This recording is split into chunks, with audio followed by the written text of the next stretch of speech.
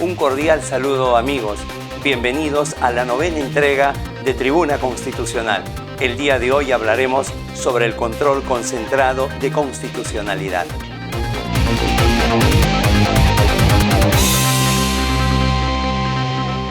El control concentrado de constitucionalidad se atribuye su creación al gran jurista vienés Hans Kelsen, quien en la Constitución austriaca de 1920 por primera vez va a regular el fundamento, el que ya para aquel entonces, comienzos del siglo XX, control difuso que había surgido en Estados Unidos hacia 1803, ya una institución centenaria, era un control incompleto, imperfecto, debido a que el juez ordinario naturalmente no está buscando o está atento a las inconstitucionalidades. El juez ordinario, al resolver un proceso civil, penal, laboral, comercial, da por descontado que todas las normas son constitucionales, de tal manera que ese control podía ser un control, digamos, insisto, imperfecto. Por ello, para Hans Kelsen, la mejor forma de un control de constitucionalidad era la existencia de un tribunal que de manera exclusiva se dedicara a hacer una supervisión acerca de la constitucionalidad de las leyes. Para él, ese control debía estar a cargo del denominado Tribunal Constitucional. Este Tribunal Constitucional que en nuestro país aparece en la Constitución de 1993 y que tiene un antecedente con el Tribunal de Garantías Constitucionales en la Constitución de 1979, ha cumplido desde su creación un rol importante en este trabajo de control de constitucionalidad, que por cierto se reconoce en el artículo 201 de nuestro texto constitucional. Como sabemos, el Tribunal Constitucional peruano está formado por 7 miembros, todos elegidos por el Congreso de la República. Y por diferentes situaciones, vicisitudes y azares, no es que salgan los 7 e ingresen 7. Por diferentes factores, muchas veces esta conformación del Tribunal Constitucional, no todos sus miembros ingresan al mismo tiempo. Sin embargo, ya yendo al proceso constitucional de inconstitucionalidad, que es donde se recoge el control concentrado en nuestro país, hay voces totalmente disonantes. Mientras para la mayoría de procesalistas y de constitucionalistas realmente se da la existencia de un verdadero proceso de inconstitucionalidad, para una minoría, entre ellos el prolífico procesalista español de Valencia, Juan Montero Aroca, señala que de ninguna manera puede tratarse de un proceso. Y es que realmente, más allá de estas dos visiones, el proceso de inconstitucionalidad, lo que todos debemos de estar de acuerdo, es que estamos ante un proceso distinto, un proceso diferente. Primero por el objeto. Generalmente cuando uno piensa en un proceso, piensa que el proceso ha sido creado para resolver un conflicto intersubjetivo de intereses. En este caso no. En este caso el proceso se da dado a que se sospecha la existencia de una norma de rango legal que vulnera la Constitución. En segundo lugar, lo referente a la legitimidad para obrar.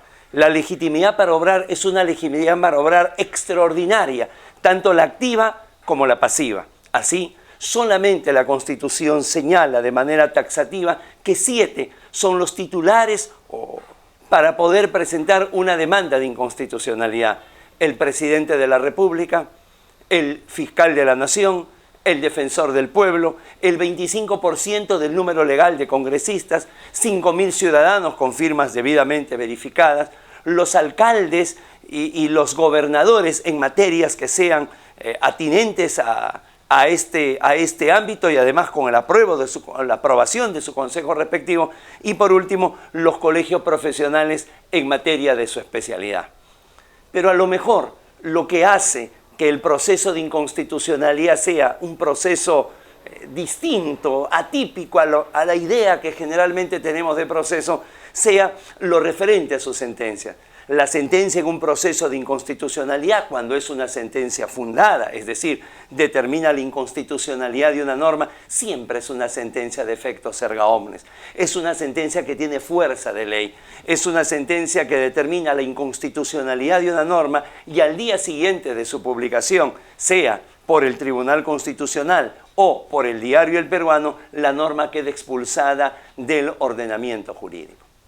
Sin embargo, cuando se tratan estos temas, hay algunos pies de página que sería importante mencionar y señalar. Por ejemplo, respecto a la legitimidad para obrar, en estos momentos se encuentra en el Congreso de la República un proyecto para que a los 7 titulares de poder presentar la demanda de inconstitucionalidad se sume el Poder Judicial, se sume el presidente de la Corte Suprema. Nosotros disentimos respetuosamente de este intento. Ya el Poder Judicial tiene el control difuso. No puede ser, a nuestro criterio, que el órgano encargado de resolver los conflictos intersubjetivos de intereses pueda señalar a priori postular esta norma es inconstitucional. No, lo tiene que hacer en el proceso en concreto, lo tiene que hacer interpartes, si no estaríamos desnaturalizando el control interpoderes. Esto es, si el Poder Judicial puede decir la norma que ha promulgado el Ejecutivo o el Legislativo es inconstitucional, le daríamos pie a que el Ejecutivo o el Legislativo en algún momento puedan también desconocer o declarar irrita una sentencia. Otro aspecto que también ha levantado polvareda y que forma parte de los debates constitucionales mayúsculos es respecto al carácter de su sentencia. Mientras en un proceso cotidiano, normal, la sentencia es irretroactiva, en un proceso de inconstitucionalidad, cuando la norma declarada inconstitucional es del derecho sancionador, ámbito penal, ámbito tributario, ámbito administrativo sancionador, la sentencia ya no tiene efectos irretroactivos, tiene efectos retroactivos. Y más aún, bajo el principio de previsión de consecuencias, cuando el tribunal ve que la declaración de inconstitucionalidad de una norma, si se aplica de manera inmediata, puede traer consecuencias negativas, establece las llamadas sentencias diferidas. Justamente en este ámbito es donde nuevamente se despierta este apasionante mundo del derecho constitucional y procesal constitucional. ¿Cuáles son los límites del Tribunal Constitucional? Sobre todo si es por la Constitución el único encargado de realizar este control concentrado.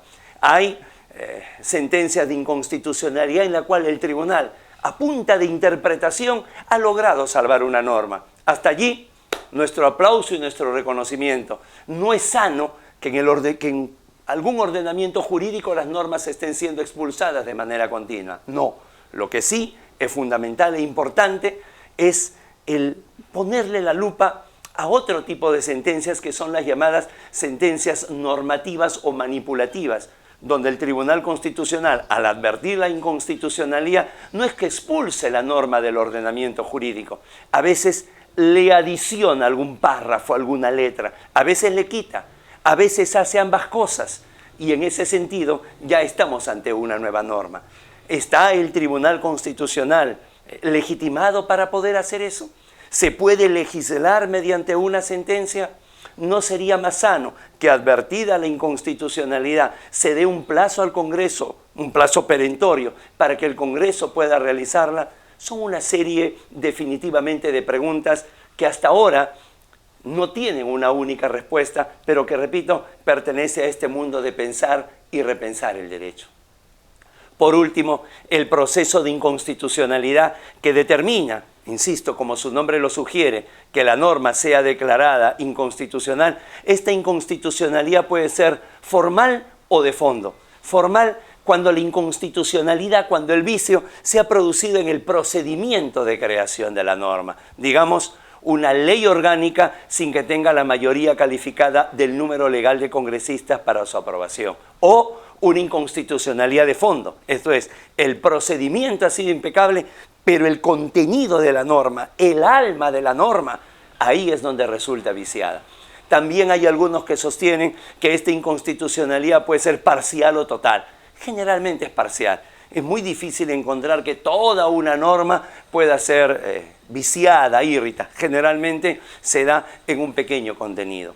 Esto es, el control concentrado de constitucionalidad, que es el que se maneja de manera paralela y simultánea al control difuso del que hablamos la entrega pasada, está representada en el Perú por el proceso de inconstitucionalidad, un proceso que entre tantas características distintas, además es un proceso uninstancial, un proceso en que no procede una nueva instancia o un recurso o alguna impugnación, dado que el Tribunal Constitucional es el supremo intérprete de la Constitución. Nuevamente, creo que la tarea pendiente es establecer cuáles son los límites a este órgano jurisdiccional constitucional. Hay mucha tela por cortar, mucho derecho por pensar. Nos vemos en la siguiente entrega. Muchísimas gracias.